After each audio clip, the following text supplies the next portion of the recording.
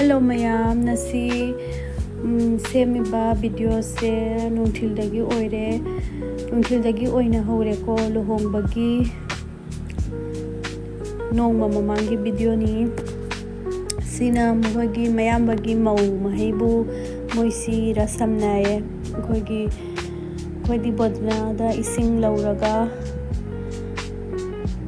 mapandagi ising bodna da lauraga ising bodna sida hapchalaga is thamba tamal hayang koina haidana to maudo laga hayang mauthilba numita sigi ising se adu bhaw thambagi moi mau tararomna sokla ure du loiraga moi khulakki mi ahalama lai hayang luhongba numini ko harise nasigi numidang sida mohoi mapanda phamnaraga kare adum nungaibagi damakta lakna banida chana thakna ba karim laite moya homda num kwa makhak pana makhaka dum machet tawraga yeli du loiraga asigi numidang sida magi machanna mabungada ikhogi rakhi khutta pulbado adu numidang se punneye adu pullise mayam asida igi fidian ga mapiga yawri aduna swai se video se aina sengdre pulliba green gi seli sina mayam sina mathangi numit ni moigi maning gidoda khoigi moi Luckhnow gi moigi bari singse loina hainau gi farm ikhoi hainau somda export tawraise hainau singsigi loina farm ni hainau pambi mai yamna lai adagi hainau pambi mai do nemi khutna lamba phangi mayam yengbada yamna phajai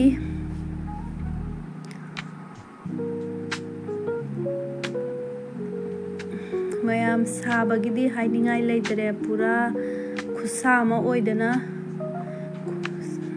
pura khogi anaba fawi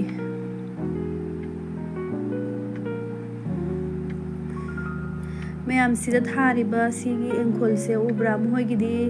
chahi mada humlak thaiye moi mehendi tai nasigi nongthil se mehendi tai do agi makhutta animakta su tai bire do makhongda loina moi mai tai nei to loiraga mayam numidang se nungthin se tamal oiriba nupa du da tika thilbalagi ye moi aduna moi gi bhabi bu thilwaina aibo oina moi thilhalle moi mayambagi mauna thilbalagi ye duna tardi yade aina aibo thilona aibo oina thille mayam aduni adu loiraga adugi matungda adum magi khakagi mau machan magi mane adu singduna kona mathang thille aina phajana angang amada pibani video se amakta tawbi ho aigi ena aduma phajan tawbiramdre mayam adu loiraga tamal thoklamdai oire sim hoigi tam imamna khoigi makokta phi pulbire tamal thoklamdai gi si masjid ki imam ni moigi mahlagi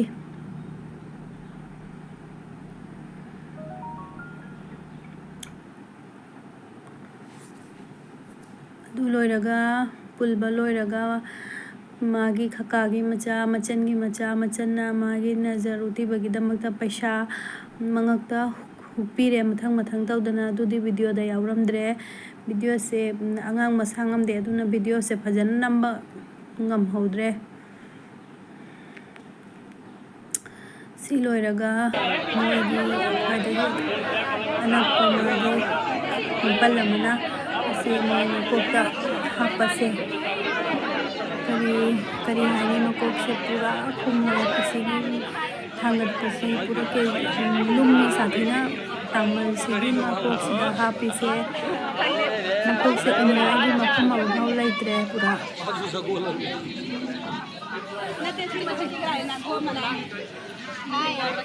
बांधा जाता है नहीं बांधा जाता मेरे यहाँ बांधा जाता है बाजा भी बजता है लेकिन ꯑꯗꯨꯅꯤ ꯃꯌꯥꯝ ꯃꯈꯣꯏꯁꯤꯗꯗꯤ ꯅꯨꯃꯤꯗꯥꯡ ꯑꯣꯏꯅ ꯇꯥꯃꯜ ꯁꯥꯜꯂꯤ ꯑꯩꯈꯣꯏꯁꯤꯗꯅ ꯅꯨꯡꯊꯤꯜ ꯑꯣꯏꯅ ऐसे पैमाने वफा बांधे सरे नौशा अपर सलामत खुश नुमा सेहरा सजा फैजान के सर पर सजा फैजान के सर पर ये फूलों से बना सेहरा सजा फैजान के सर पर ये फूलों से बना सेहरा इसमें किसी को नहीं आएगा जिसके है उसको मुबारक हो के मफहूम करम समझ आ गया सेहरा मुबारक हो के मफहूम करम समझ आ गया सेहरा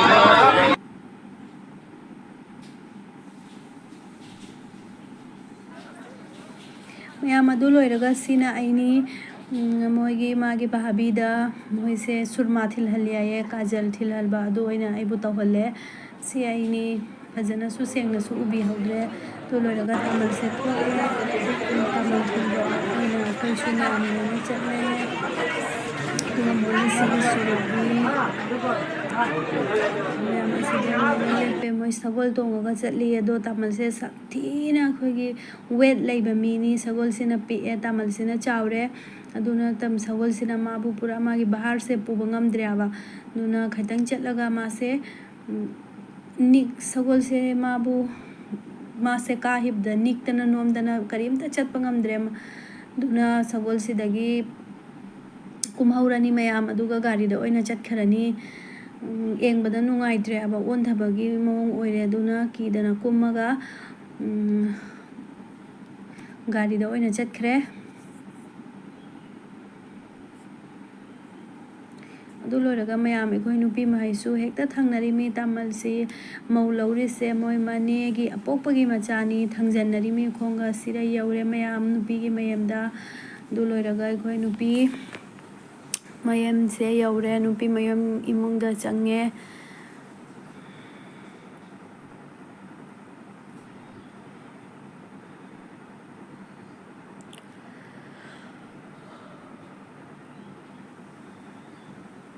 ꯁꯤꯅ ꯃꯥꯒꯤ ꯈꯀꯥꯒꯤ ꯃꯧ ꯈꯀꯥꯒꯤ ꯃꯆꯥ ꯃꯄꯜꯒꯤ ꯃꯆꯥ ꯃꯍꯩꯅꯤ ꯂꯣꯏꯅ ꯑꯩꯒ ꯄꯨꯟꯅ ꯆꯠꯃꯤꯟꯅꯔꯤꯕꯅꯤ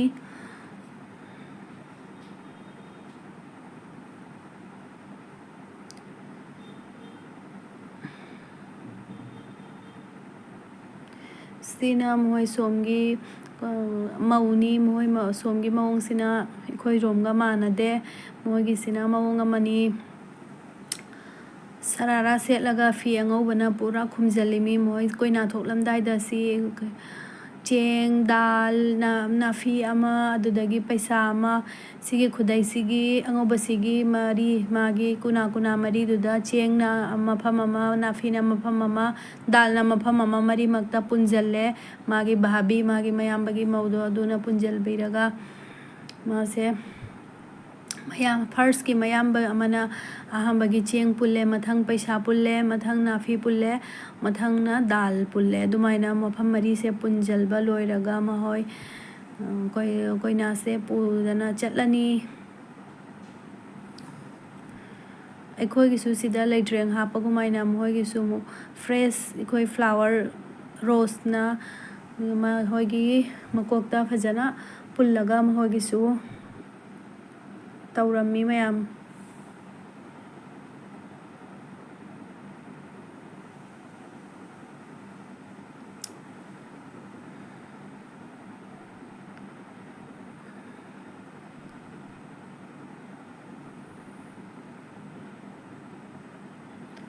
ꯁꯤꯅ ꯃꯥꯒꯤ ꯃꯌꯥꯝꯕ ꯑꯍꯜꯗꯨꯅꯤ ꯑꯉꯧꯕꯒꯤ ꯐꯤ ꯁꯦꯠꯂꯤꯁꯦ ꯁꯤꯅ ꯃꯥꯒꯤ ꯚꯥꯕꯤꯅꯤ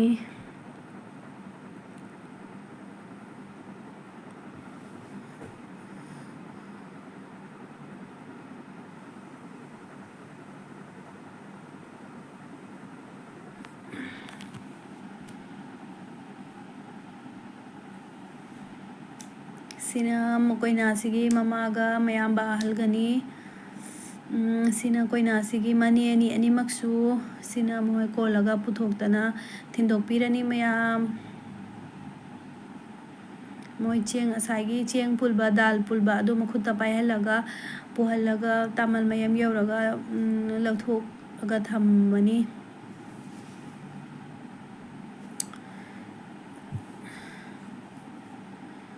sini mayam nahasu pambanina video se phajana su laubasu ngamde tamal su ngaidi maningda tamal ni lepise aduga moi punna gari amda chatmina harani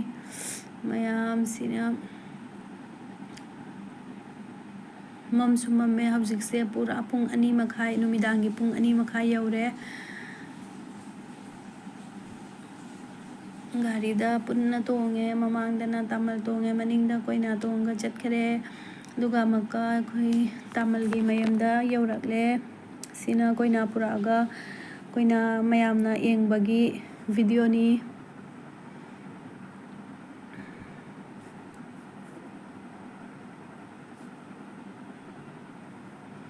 mayam tamal sidi phajade koina sidi mau sidi phajai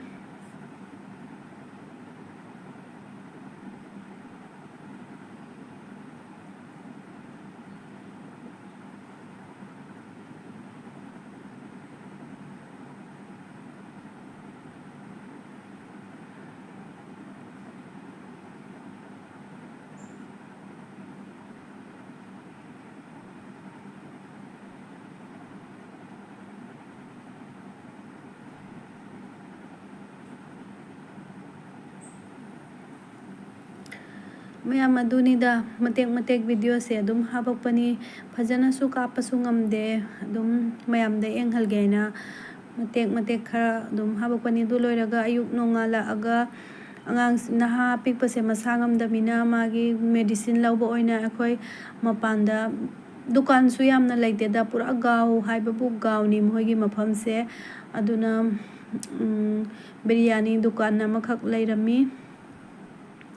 khara pura khara haibabu kilometer 9 lom chatlaga dhaba ama leirami adudagi adum biryani adagi gravy ama lauraga adum garida oina khoi mayam charae adu loiraga nungthingi chare nungthingi ni sina duni mayam moigi sumang sida monkey lai moigi sumangda monkey lai khallasu monkey changai chaksang dawo kari dawo dum har mafamda changai sina nungthili laurang duni ha mahai mango haino pampida khoigi monkey gumaina somda makchongi aina duda video mase dum taujalakpani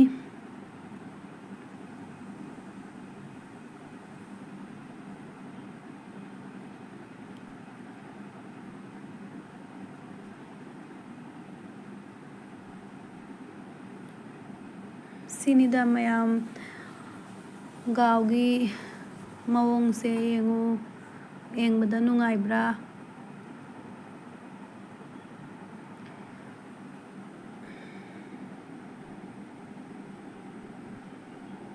sini mayam hoi hojik si se chujak tharimi chahi mada ahum lak thai pot se amak laukhatle amaka laukhatpa loibaga khoidoga amaka thaba si mafam sida monkey se dum chathok chasin tawdan leirimi naha mahai su da su hauragadi khotpa yamna danger ni hai moi monkey se du loiraga hojiki khoina chatliba imung sigi farm ahum lei achau ba pukhri adu da chatsena chatlubani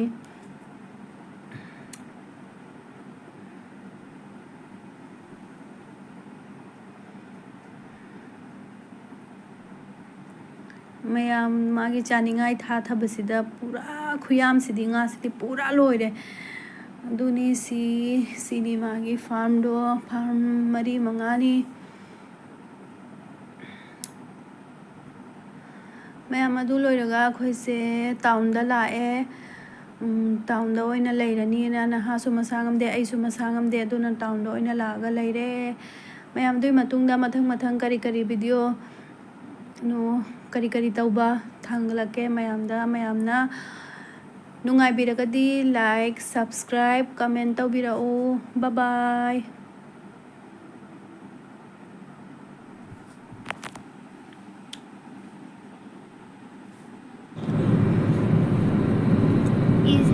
इसको देखने के लिए तुम लोग पागल हो रहे थे